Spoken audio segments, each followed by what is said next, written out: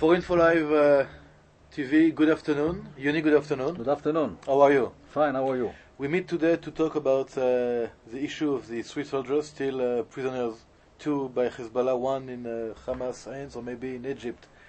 Newspapers all over the world, of course in Israel, are talking about this issue. Still nothing new, nothing clear. What do we know? Actually, what we know is that both Hezbollah and the Hamas kidnapped 3 Israeli soldiers. One of them is held by the Hamas in Gaza Strip. He is not in Egypt, as far as we know. And the other 2 soldiers are held in Lebanon. We don't know their exact physical condition or medical condition, whether they were killed or hurt, but the assumption is that all 3 are alive. You are in contact with government officials, so with Prime Minister Ehud Olmert. We can assume that they are alive, according to what we know, yes? What we know concerning Gilad Shalit is that after he was kidnapped, there was a camera in the military post where he was kidnapped, and we see clearly in the pictures of the camera that he is alive and is kidnapped alive. This is we know for sure. But he might be injured. Because we found some blood stains in the place where he was kidnapped. Concerning the other 2 soldiers that were abducted by Hezbollah, we don't know exactly what is the physical condition, but from different reports in Lebanon, we also can assume that they are alive. What is now in this game of I would say negotiations, what is the main interest of Hezbollah to keep this issue still unclear?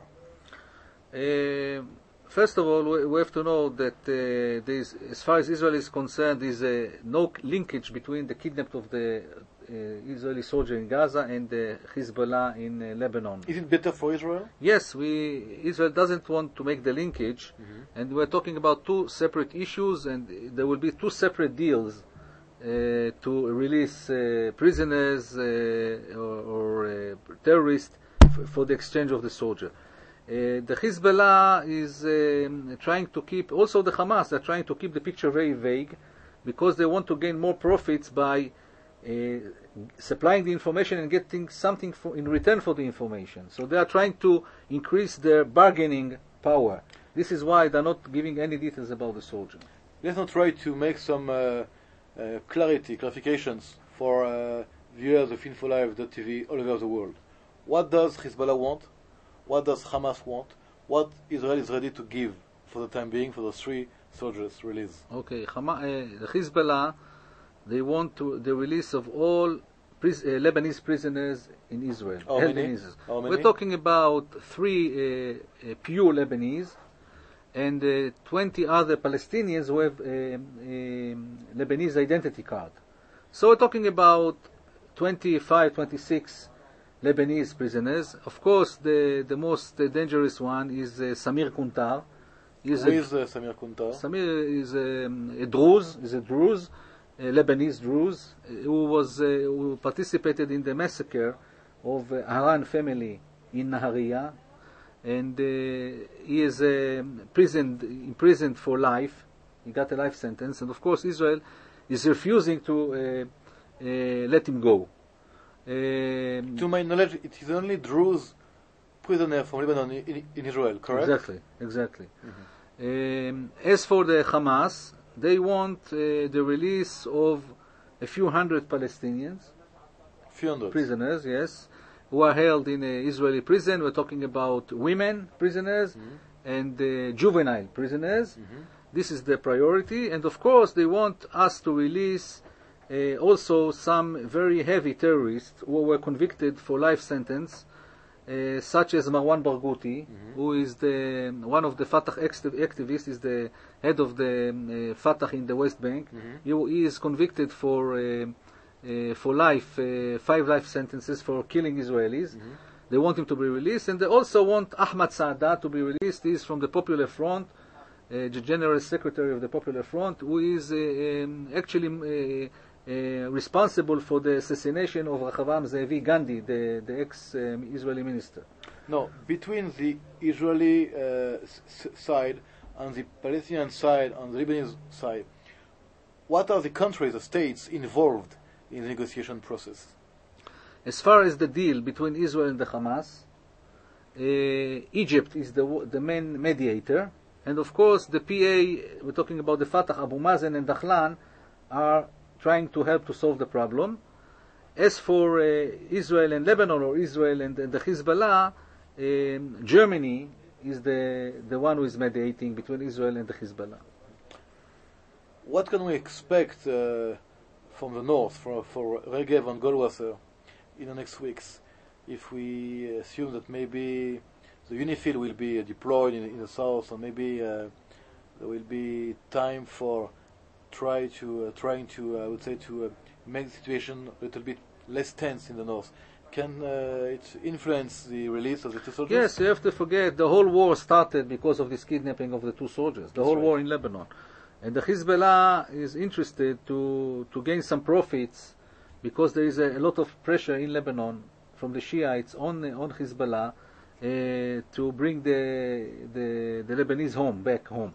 So I think Sheikh Nasrallah will make a quick deal with Israel, quick negotiations, in order to gain some profits and to improve his image among the Shiites. This is, I think, we can expect something in a few coming weeks.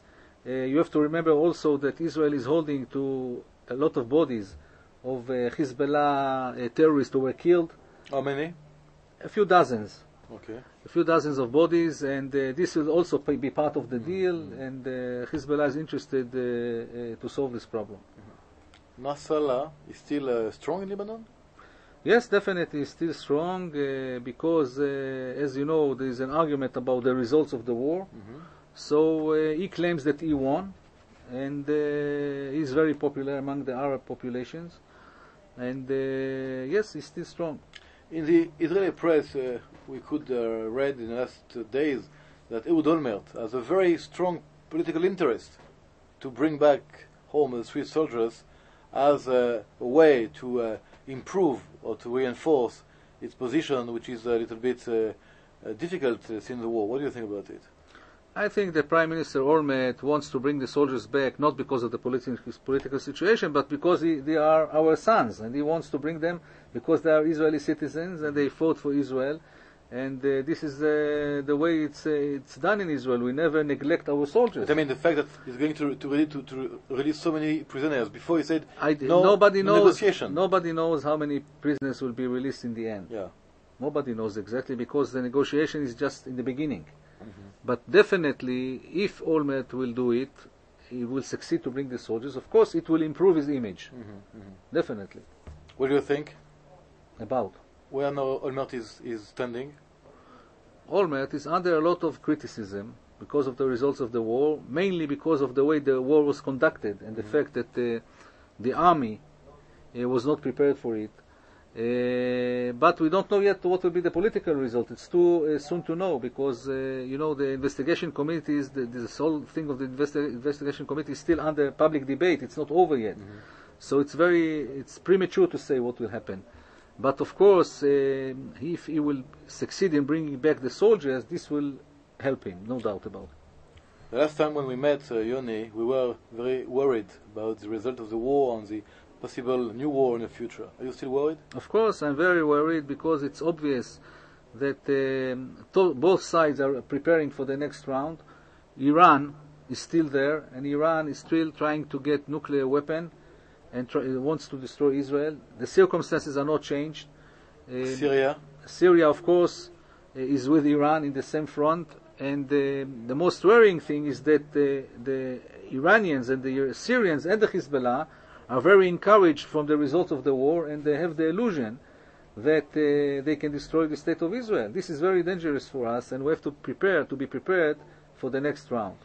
Before we return to our own positions, we are very close to the New Year in the Jewish calendar. Yes, Rosh Hashanah. Rosh Hashanah in Hebrew, of course. It will be a good year, Yoni? Let's hope. It's very, according to our religion, you have to be optimistic in Rosh Hashanah, in the beginning of the year, because this might affect the whole year, according to the tradition. So let us be optimistic. Okay, so let's be optimistic, Okay. but also very realistic. Realistic, yes, definitely. So, before we separate, Shana Tova. Chag Sameach, Shana Tova. Chag Sameach. Chag Sameach. Shalom, shalom Shana for Infolive.tv in Jerusalem. It was Olivier Rafowicz with Yoni Menachem, director of Kol Israel, the Israeli radio in Jerusalem.